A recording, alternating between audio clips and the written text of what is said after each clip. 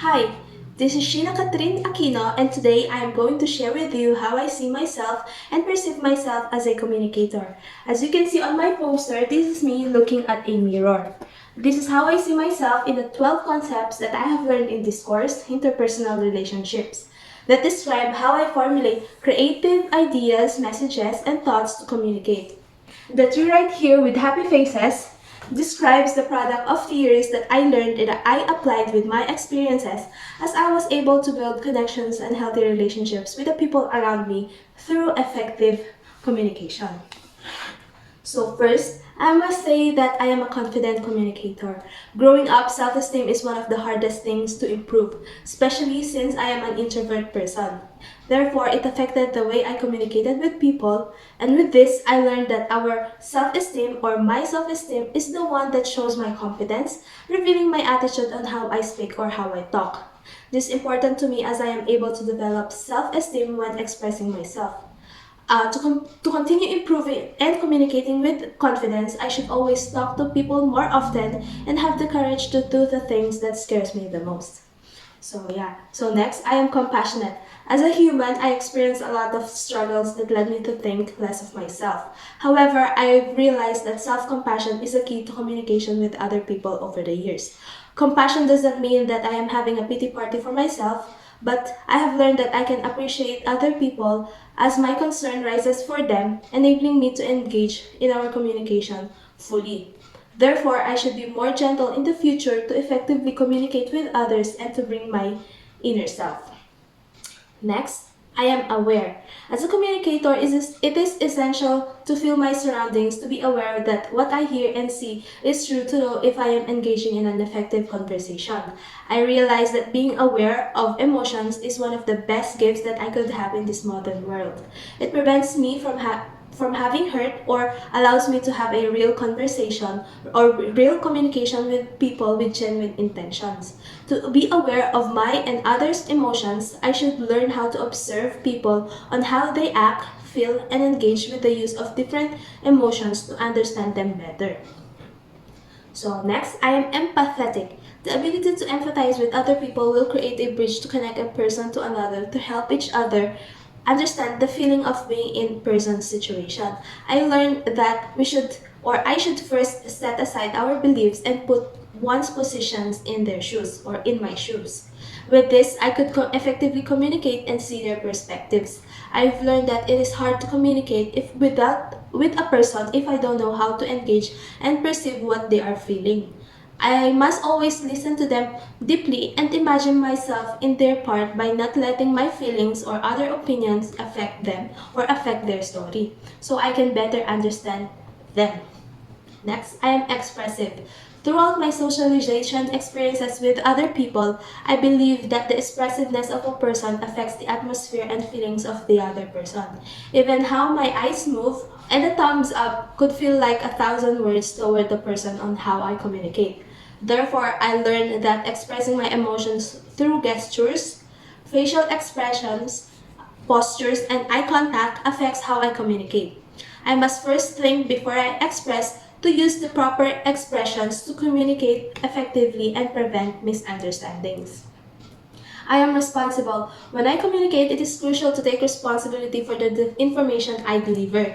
Therefore, it is critical to provide accurate details. Asserting the word I shows my clear intentions with my thoughts and ideas. I usually use I as my choice of language whenever I communicate.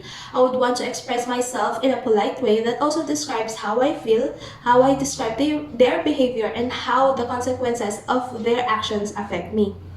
It's also important to me as I accept the responsibility of the message without making any judgment, as I can fully express my feelings and thoughts to the other person.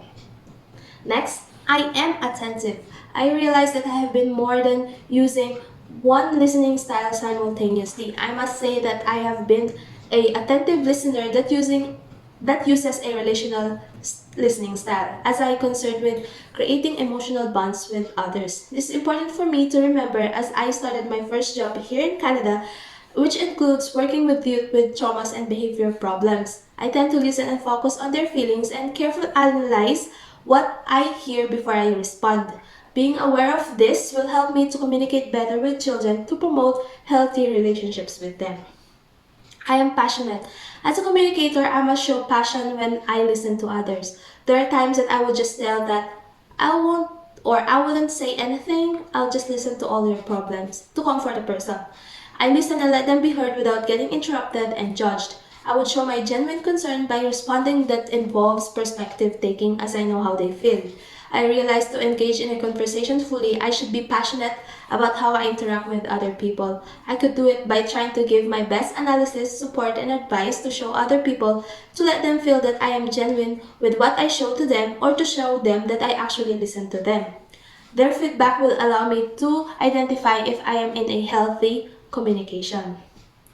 Next, I am fair. Whenever I am in a conflict, I always think not only about myself but also about the other person. I would always think of the best and fastest way to find a solution that would both help us meet our needs. I realized that to solve any conflict, I should communicate with another and collaborate to think out of a solution, such as identifying the problem, hearing out each other's needs. It is important for me as there will be an effective communication and fairness will be established between us. I could do this by not avoiding the conflict but rather collaborating with others to solve the issue and to prevent it from happening again.